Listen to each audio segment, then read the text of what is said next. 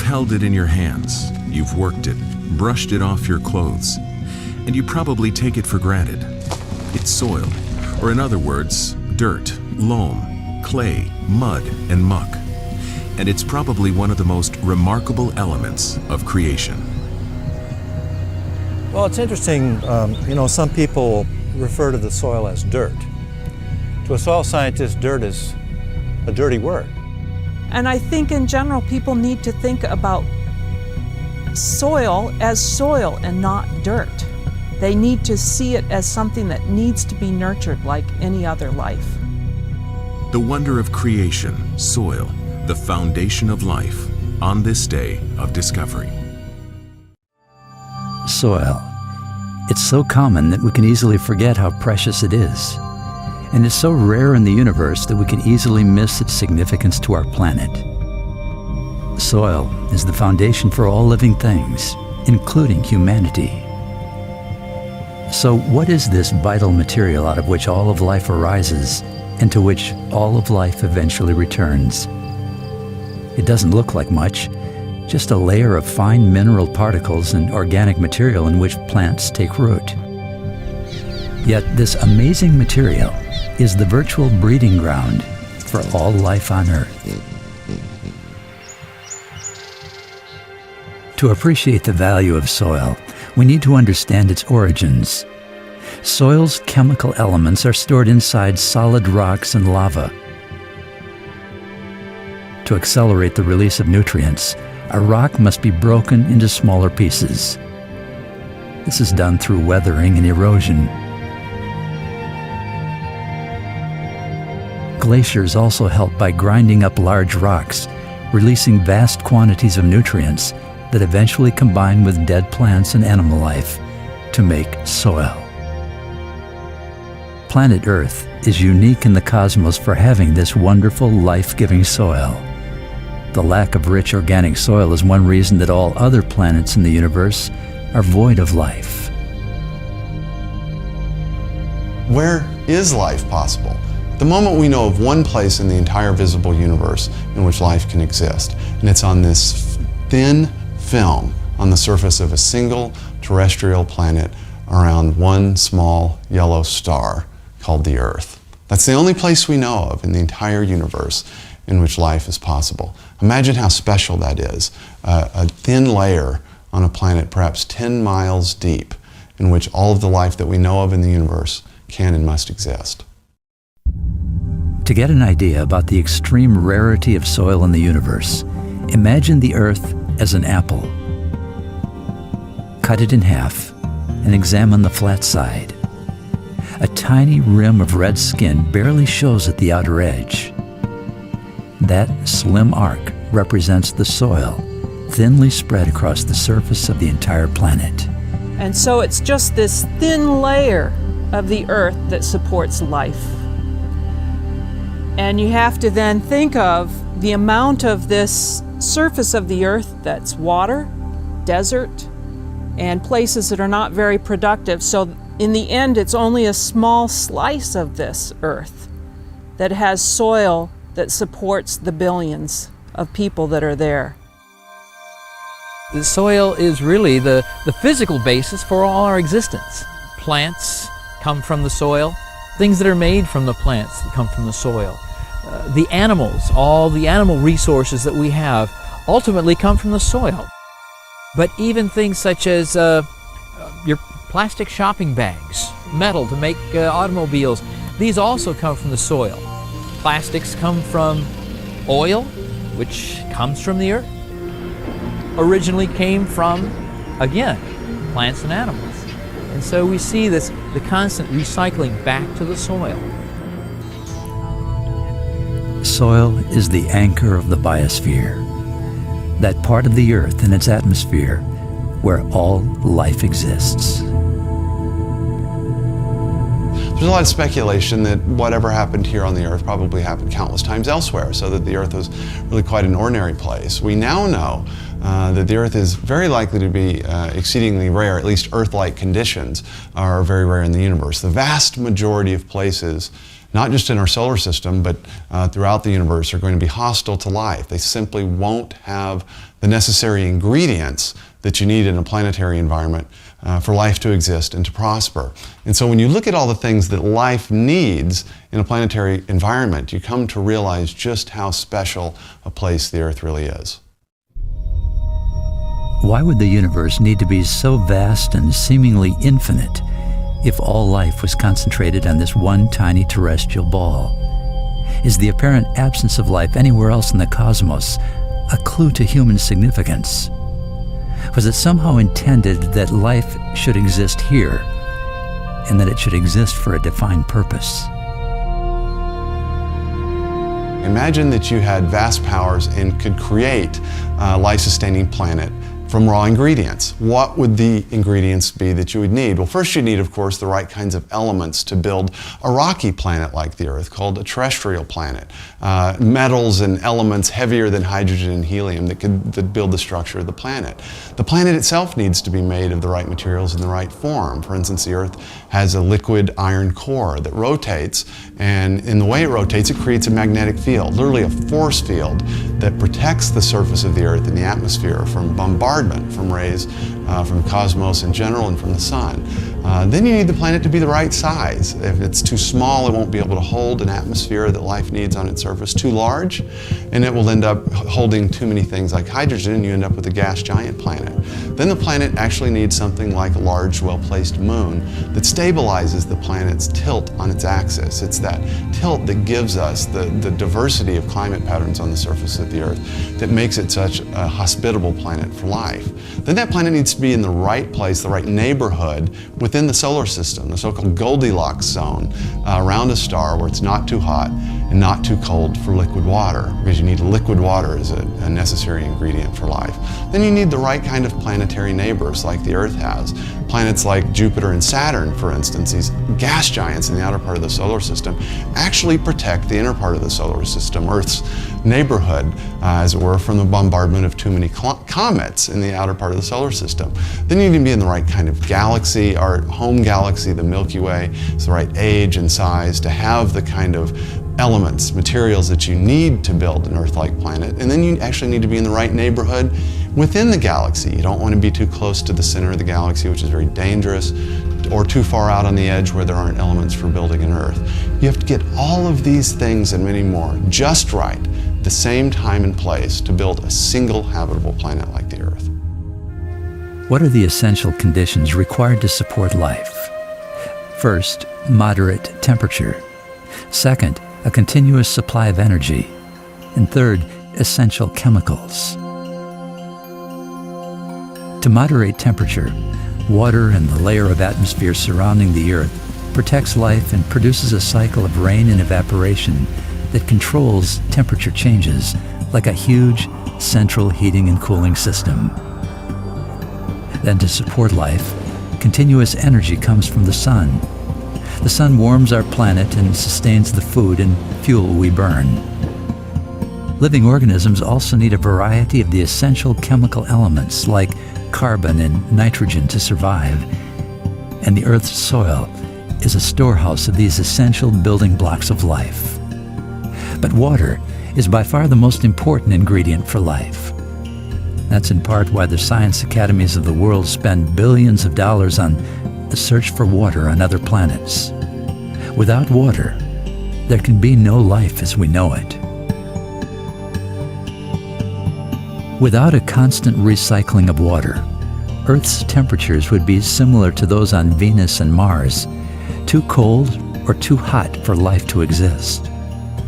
But for water to recycle, it needs a place to be absorbed and then released slowly to evaporate. And the only places that can happen are in oceans or in the soil. On Earth, water absorbs the sun's energy as it evaporates into the vapor phase. Vapor and warm air rise near the tropics and sink near the poles. This causes winds to blow. Winds move vapor toward higher altitudes where it releases the absorbed energy and becomes rain. This constant absorbing, releasing, and redistributing of solar energy by water is called the hydrological cycle, Earth's enormous circulatory system. But without soil, there would be no hydrological cycle. Water would constantly evaporate and never stay on the ground long enough to break down organic material and feed living organisms so necessary for plants and animals to survive.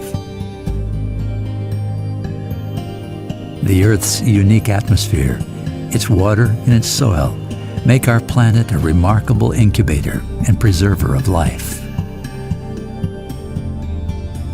Because of the apparent uniqueness of life on Earth, some astrophysicists have proposed a theory, the anthropic principle. The anthropic principle states that the universe appears to have a purpose, and that purpose is to support life, especially human life on this tiny speck of a planet. According to the anthropic principle, it takes a universe with all of its planets, stars, and physical laws woven together and fine-tuned to make Earth the living planet that it is. After decades of rejecting the idea of an intelligent designer, many naturalistic scientists now confess that the universe itself, and especially our living planet, demonstrate the necessity of a godlike mind as the source of the cosmos and of the planet that is the home of such rich and diverse material life, our good and fruitful Earth.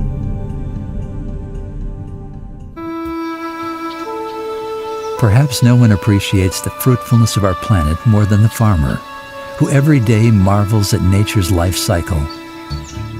Through planting, cultivating, and harvesting the crops that provide for our food. The poets of ancient Israel often exulted over the wonder of life rising from the soil. The Lord waters the hills from his upper chambers. The earth is satisfied with the fruit of your works. He causes the grass to grow for the cattle, and vegetation for the service of man, that he may bring forth food from the earth, and wine that makes glad the heart of man, oil to make his face shine, and bread which strengthens man's heart. Psalm 104. And soil, with all its valuable nutrients, is the life and breath of our farm. There is no escaping that. We want to be a part of the soil. We want to touch the soil. I'd like to show you our soil if I could, and why it works. If you see all the density of our plants, it's very difficult to actually see our soil, see all the organic residue that's accumulated. And as we get down, you can see a earthworm hole right there. There's a little insect running. These would be pretty good size for what else is under the soil. That's healthy. You can smell the health of the soil. What's the recipe for this amazing, life-giving substance called soil? All soils are made up of particles of sand, silt, and clay. And those three elements make up all soils around the globe. It's the different percentages of these particles, in addition to organic material and water, that determine how well each type of soil can produce and sustain life. The small grains of this plant are exceptionally nutritious. They have almost twice as much protein as corn and a much better mix of amino acids in that protein. Understanding soil and its capacity to be fruitful is a major work of ECHO, an agricultural research center in Fort Myers, Florida. ECHO networks with people and agencies around the world to address the interrelated problems of poverty and hunger. The people of ECHO recognize that understanding the structure of soil is a key factor in addressing hunger. And if you have a lot of clay, you have a clay soil. And clay soils are okay for some respects. They hold water very well, they hold nutrients very well, but they're also really hard. They're hard to work with. They're hard to dig in. They're hard to plant in. They're hard for roots to grow down into because of that clay structure. If you have more silt or sand in your soil, you may have a clay loam or a sandy loam or a sandy soil. A sandy soil obviously has a lot of sand particles in it. And sandy soils, again, they have some advantages. They're very easy to work with. It's really easy to plant in and to hoe in, to build a garden, but they don't hold water very well. When you water them, the water just runs straight out.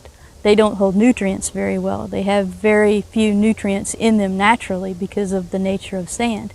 So they have a lot of disadvantages as well. Soil works a lot like a sponge. Without soil, there would be no way to absorb water or to store it on earth. The best kind of soil is a loam soil, which has a good mixture of sand, silt, and clay. It holds water very well, it holds nutrients very well, and it's also fairly easy to work with. It's not so hard like a clay soil would be. In just a teaspoon of healthy soil, you can have up to 1 billion bacteria from 25,000 different species. Without soil, you could not sustain plant life, which processes the sun's energy and supplies food for animals and ultimately for us. Thread by thread, various life forms weave together a terrestrial web of life. Plants are the primary producers. Through photosynthesis, they transform solar energy into chemical energy and store it in organic matter. Animals are consumers. They eat the organic matter and redistribute it to fertilize the soils. Microorganisms are decomposers, and they decompose the organic matter into elements that enrich the soil, which in turn helps plants grow. Billions of microorganisms decompose dead plants and animals, returning the essential elements back into the soil, which provides food for new plants to grow.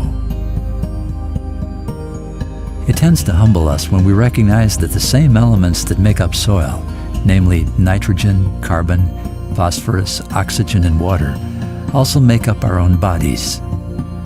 This is a truth expressed by a verse found in Genesis, the first book of the Bible. In the sweat of your face you shall eat bread till you return to the ground, for out of it you were taken. For dust you are, and to dust you shall return. Genesis chapter 3.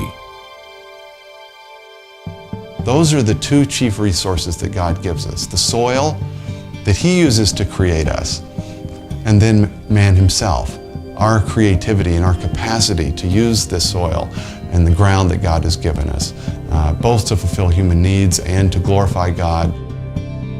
Take these three English words that we're familiar with, the word humble, the word humus, the life-giving soil, and the word human, all resemble each other. It's the same thing in Hebrew, in the biblical language. Adamah refers to the ground, and Adam is both a proper name of a man and the man, Adam, and man generically, mankind, humankind.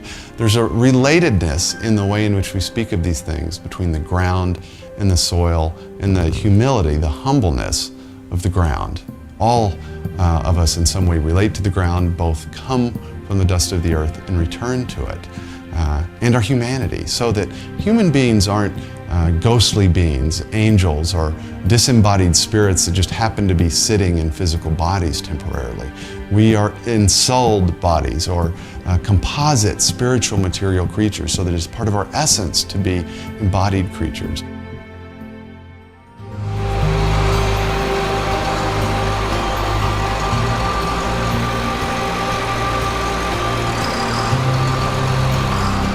I love the farm.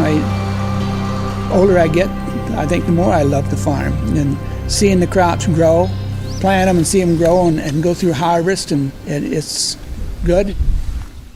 People like Dwayne and his wife are a vanishing breed. Farmers who actually live on the land, love the soil, and enjoy working it. They're truly the descendants of Adam, who first tilled the soil. Farming was man's first occupation, following a pattern set by the Creator himself. The Lord God had planted a garden in the east, in Eden, And he took the man and put him in the Garden of Eden to work it and take care of it. Genesis chapter 2. When I was growing up in Ohio, I would envision Adam and Eve in the garden eating apples and pears and cherries, hickory nuts, things like that I was familiar with. But now that I've been at Echo and been exposed to what God has placed in the world, I realize that Adam and Eve may have been eating black sapote fruit, macadamia nuts, pulsans, champadecs, Adamoyas, sugar apples, cherimoyas, cherry of the Rio Grande, Suriname cherry, imbies, wampis, soursops. It's just incredible what resources God has put in fruit trees that are in this world. Working and taking care of soil as the source of our food and our health remains without doubt one of the most vital of all human occupations.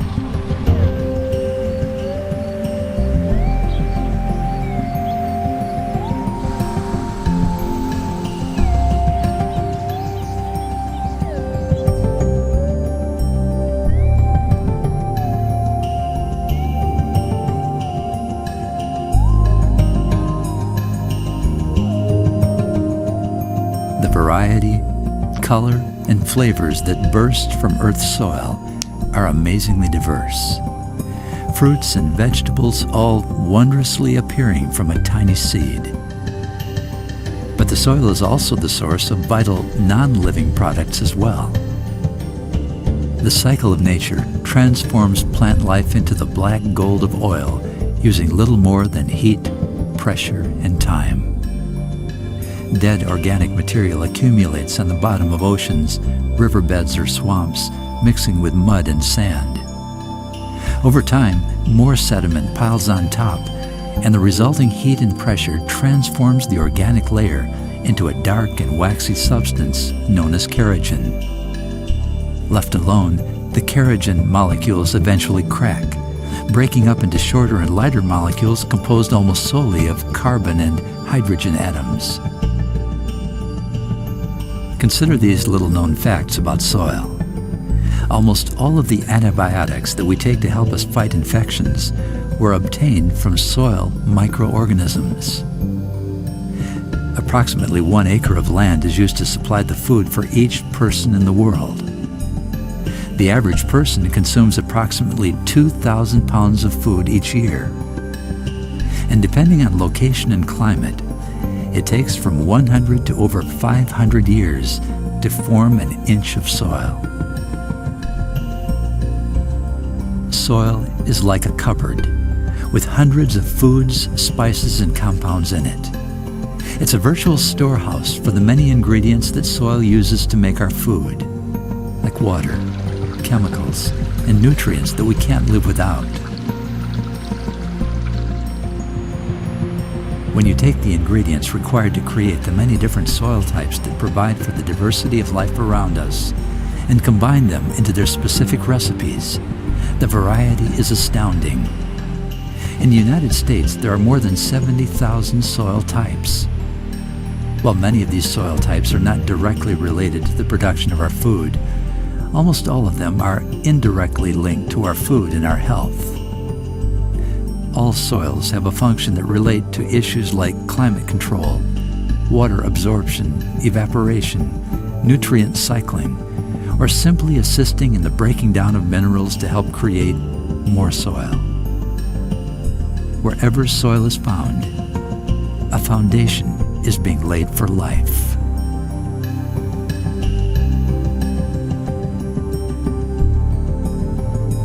The many landscapes of Earth provide diverse environmental conditions, from very hot to very cold, from wet to dry, from gentle to violent.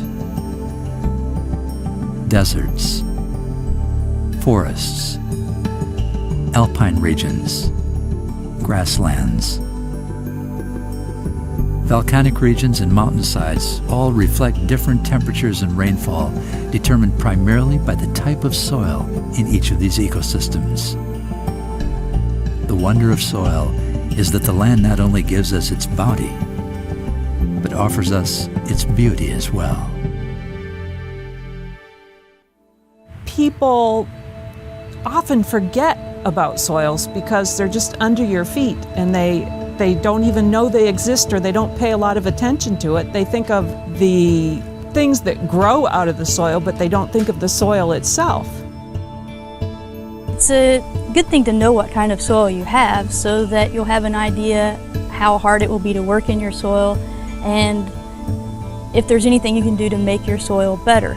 If you have a clay soil, how can you make it better? If you have a sand, how can you make it better? And the reason it's important to have a good soil is so that you can produce good crops.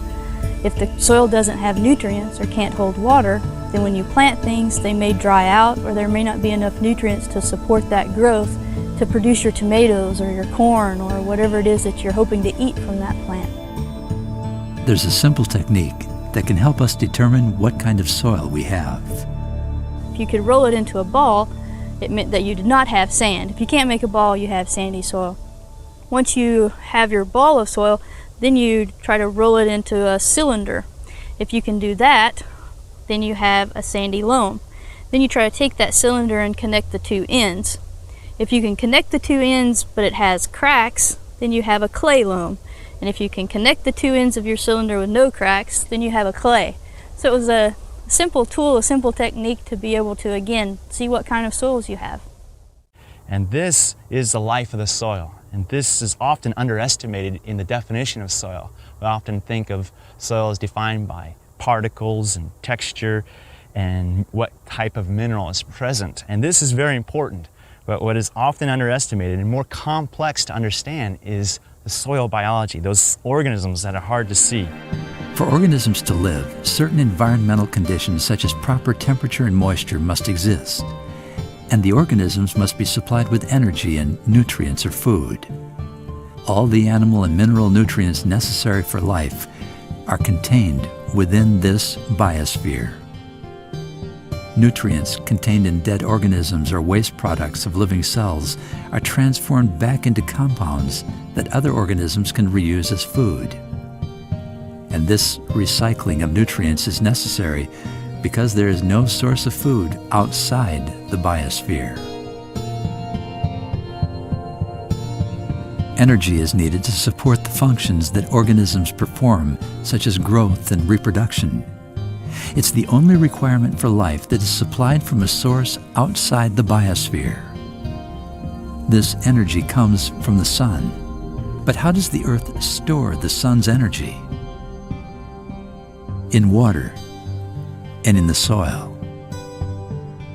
Soil stores water and nutrients for plants to grow in. Plants are the producers. Animals are the consumers. Microorganisms are the decomposers. They help dead plants and animals find their way back into the soil to replenish it with nutrients. And so the cycle continues. Life arises from the soil, flourishes, and then dies and returns to the soil. It's this foundational fact that gives meaning to the Christian funeral tradition of casting a handful of soil onto a casket and repeating from Genesis, "For dust you are, and to dust you will return." The soil provides both our womb and our tomb.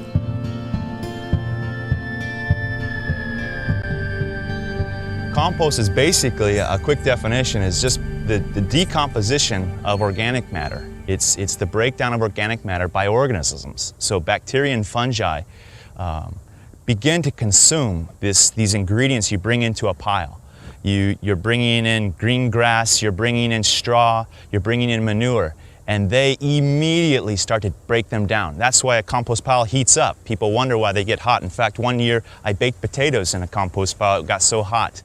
Nutrient cycling is an important part of understanding soils because nutrients in a particular ecosystem are found primarily in the dead litter that's on the ground or in the growing biomass or else in the soils. And each ecosystem, they tend to accumulate in one or another of those areas.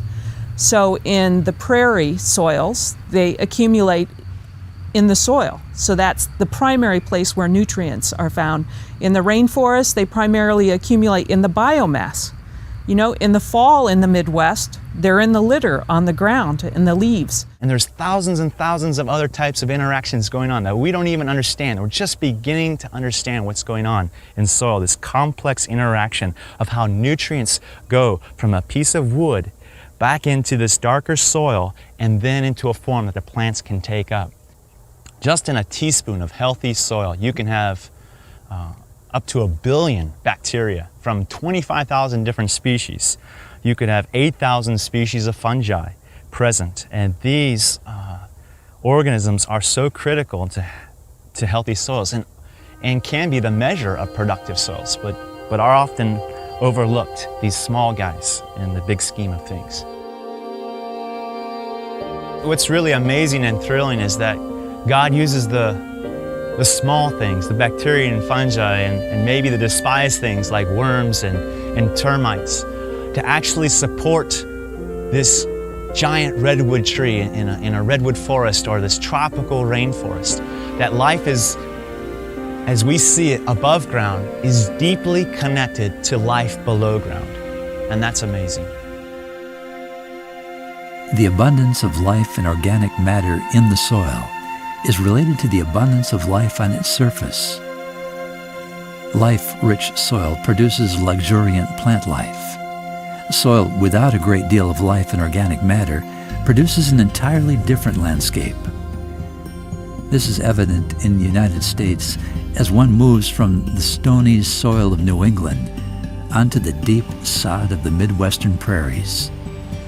Prairies which gradually give way to arid places like much of Utah, Nevada, and northern Arizona, where topsoil is sparse.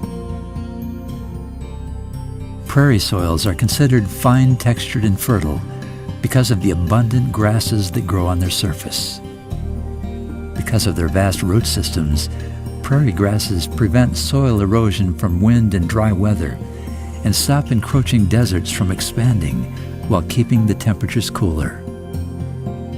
Without soil to preserve water on the land, Earth would be a desert wasteland. Without organic material and microorganisms in the soil to break it down, water would not remain on the land. That's why where there are no dead plants or animals in the ground, water is not absorbed and is lost through evaporation. Desert ecosystems with wide expanses of sand are perfect examples of this.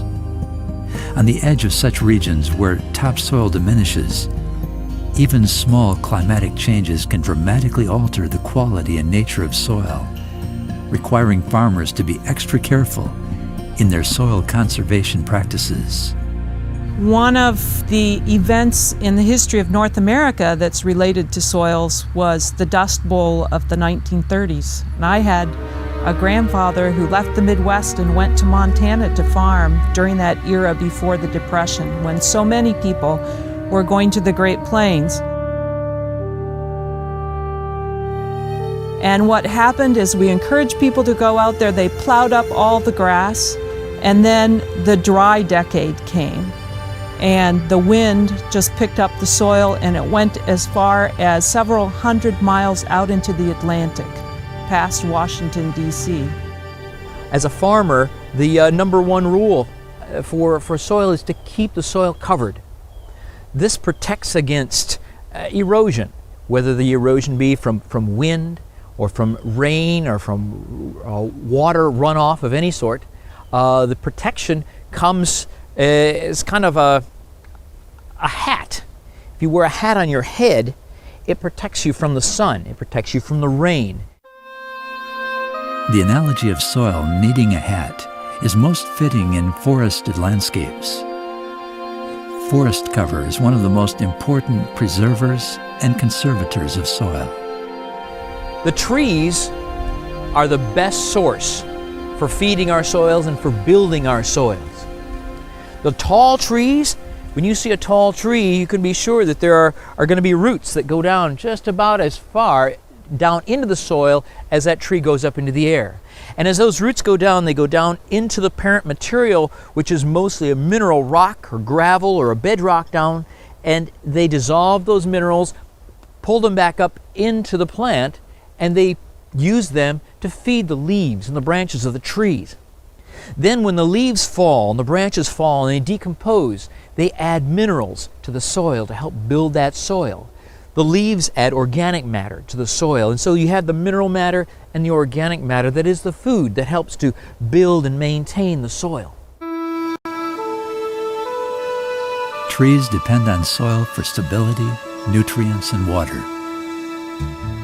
Most nutrient cycling takes place in the top 2 feet of soil, where supplies of air, water, and food allow microorganisms to thrive. But the richness of life in the forest can be deceptive. Forests in the temperate regions often grow in soil relatively rich and deep. But almost contrary to logic, the most lush forests on Earth, tropical rainforests, have thin soils that once laid bare will quickly weather away, leaving a virtual desert. In comparison to the prairie, the rainforest has most of its nutrients in the canopy and all the growing matter. Now that's why there's a great concern about deforestation in the rainforest as opposed to places in the upper latitudes, because when you take that forest away, there are no nutrients left in the ecosystem, so it has a very difficult time ever coming back. It can't sustain itself once the forest is gone. Or you have some places like a desert where there's very little decomposition because it's so dry, and there's also very little growth. So you have very few nutrients altogether.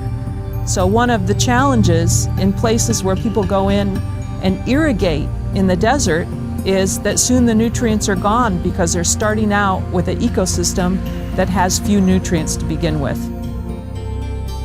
And soil is an incredible thing because what it does is it tells you about the history of a place. It tells you about the climate. You can see climate change if you actually look at the side of a soil cut. It tells you something about past vegetation. It tells you about the potential vegetation and agriculture of a place. So in a way, it's the composite of everything that's going on environmentally in that place.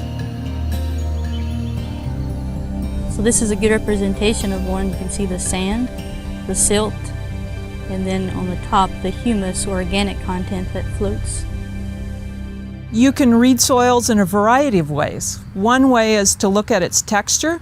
In my house in Michigan, I have sandy soil, and when I first moved here, I had never seen soil like that before because I was from Iowa and Illinois where it was black and had a whole different texture. And this tells you something about Michigan and this place. So it's almost like reading a place. The blackness of the soil is one of the main measures of how productive and rich it is. And that blackness is a reflection of the humus that's there. And so we have like cacao or chocolate grown, and it's grown under shade. And so the Gliricidia leaves are able to come down and add fertility to the soil. And if you look in this soil here, you see it's really dark. There's a high concentration of organic matter, and it's beautiful. There's life in this soil. So we see once again here where this soil was once white beach sand is now dark and full of life. And life below the surface is deeply connected to life above the surface. In addition to creating trees and plants to protect soil, our Creator made soil to be a cleaner system that filters contaminants, oils, herbicides, and silt out of our waterways and purifies our water and food sources.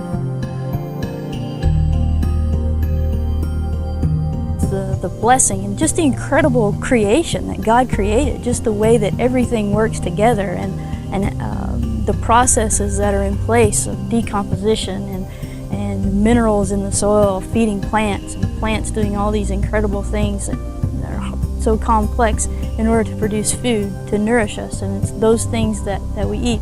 Just when you think about all the interconnectedness and and just the way that God created such an incredible universe that all works together, all based on dirt. One of the first commandments of God was for Adam to till and care for the soil. Maybe this was God telling us to pay attention to what's under our feet. If you look at the biblical view of human being stewardship over the environment, it provides a balanced view of our relationship to our natural world. Some think that the natural world is simply there for our use with impunity, that the only thing that matters is whatever human beings want to do. And the earth is sort of a sterile template that doesn't have any intrinsic value or dignity. That's not the biblical view, but the other extreme view would be that human beings are a parasite, that we're somehow an alien imposition and we're not really a part of the natural world itself. The biblical view is the perfect balance between these two things. God creates us along with the other creatures on the sixth day and draws us out of the ground from the dust of the earth. So from the very beginning, human beings are related to the physical universe and to the ground itself.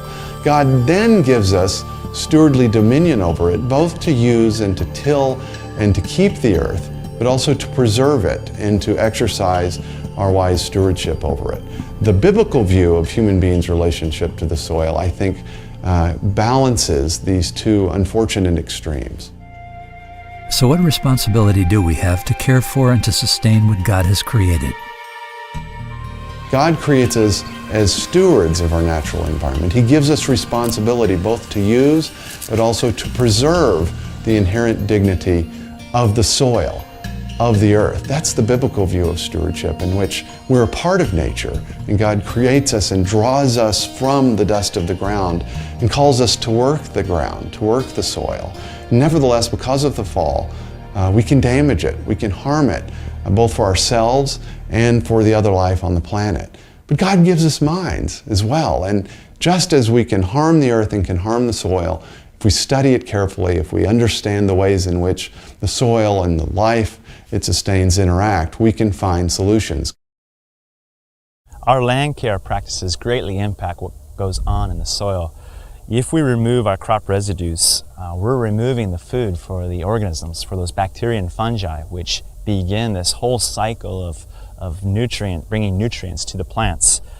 They help out a number of other ways through disease suppression and in soil water dynamics. And so having a healthy, productive soil with a full complement, a supporting cast of all these organisms present is so critical.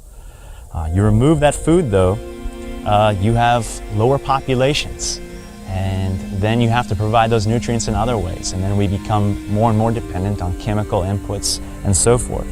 But God has put in place a system that is remarkably complex and thrilling, and we're just scratching the surface on what is actually going on there. It's important to know about soils because this is all we have. There's no new earth being created that we can go take.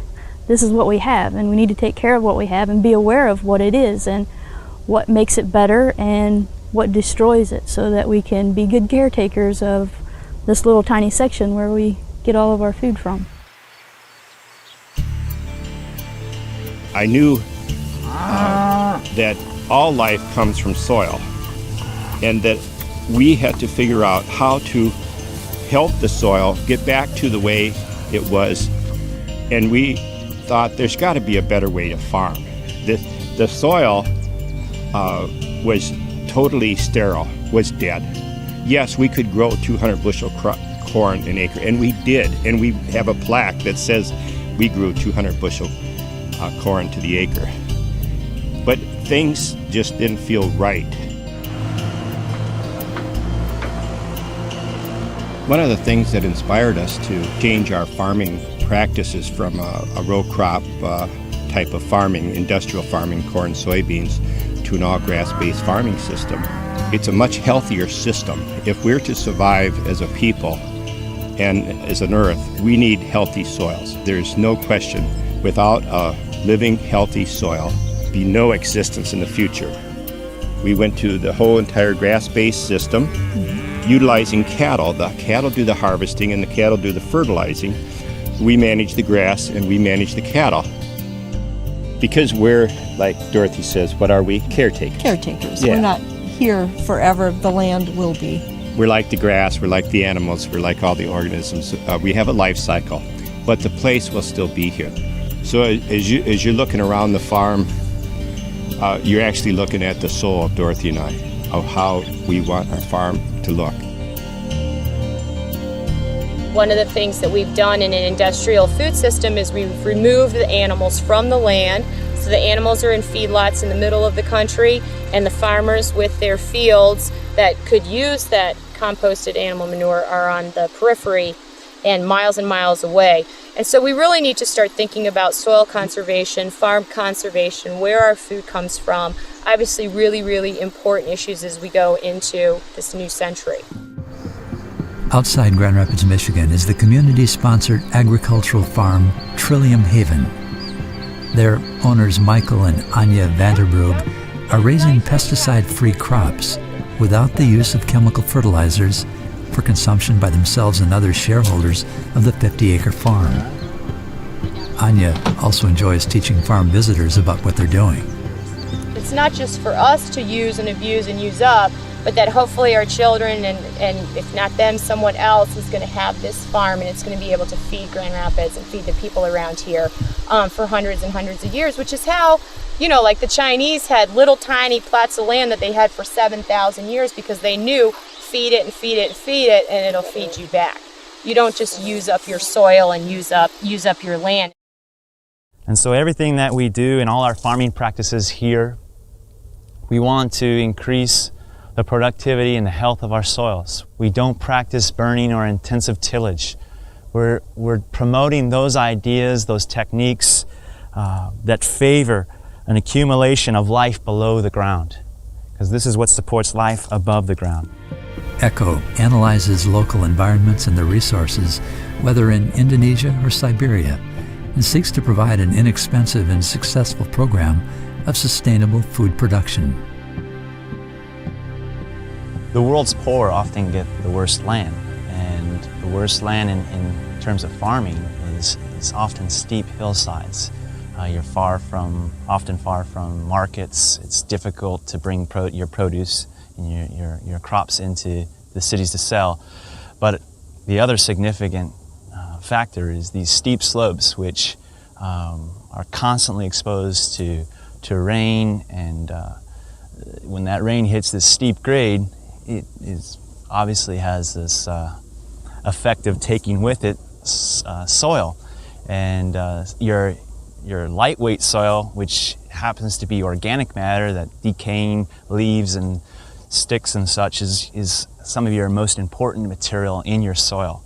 So to lose that is really hard for farmers, and so you often see the poorest quality soil on steep hillsides.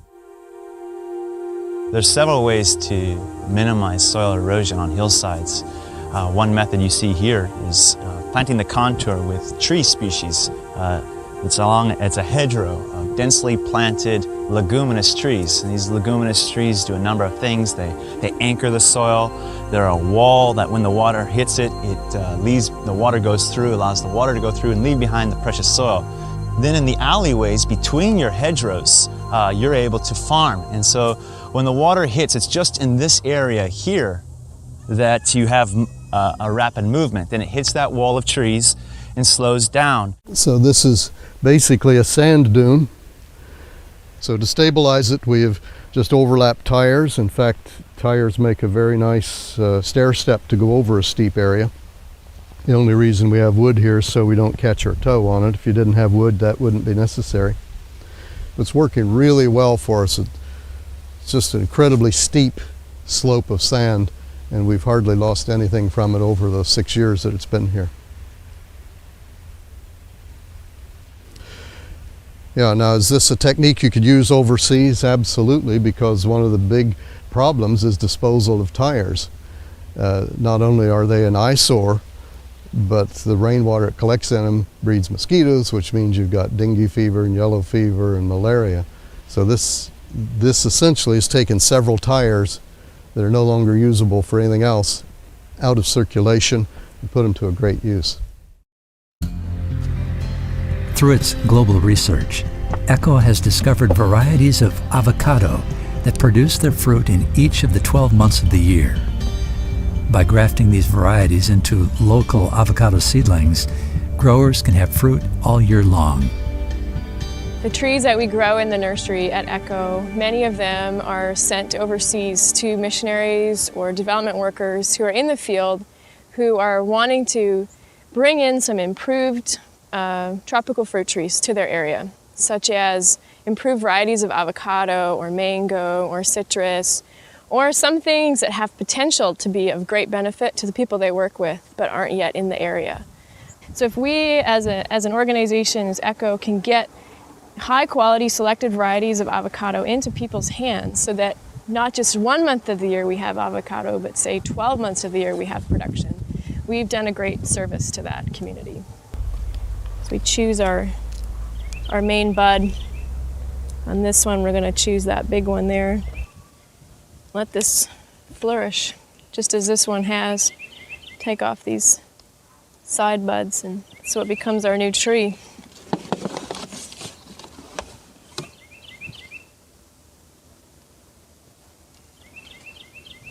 Take off these shoots that are coming up from the rootstock. This one here was an example of how you would graft in a developing country where you don't have all the same supplies that we have here in America. This black piece of rubber band is actually from a bicycle inner tube, which are pretty common in a lot of other countries of the world. Because so many of the world's poor are compelled to work in large urban areas where many face unemployment, it's critical for them to find creative means of providing for themselves. ECHO has developed a number of techniques that poor urban dwellers can use to grow their own food. Even in places like a city where there's almost no soil, just pure concrete, you can either make your own soil or make your compost from kitchen scraps, or you have leftover grass clippings or any other vegetation that you can use, or getting around the traditional sense of soil and using things like here we're growing things in wood chips or even pop cans on a carpet, using things that act as a soil if the soil is not available. To do this, we lay a layer of carpet on the bottom, and so the plant actually grows right into this carpet. So here you have the plant growing right into the carpet. See its roots there, essentially no soil at all, a low-tech hydroponic system where the plant's getting all its nutrients and water from this carpet that the water wicks from these buckets, these irrigation buckets. Just a simple 5-gallon bucket with a hole in the top. Here we have the tire garden, one of the rooftop favorites. Simple, no shortage of tires in most urban areas, and it's a super durable container.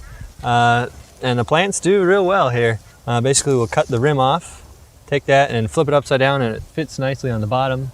Put a piece of plastic underneath so it'll form a nice seal. Fill that with soil, compost, what have you. And here we have garlic chives growing. These have actually been here for 13 years. And for a family, having a couple tires of this, clipping off a few every evening to put in their food, good source of nutrition. It keeps growing like crazy.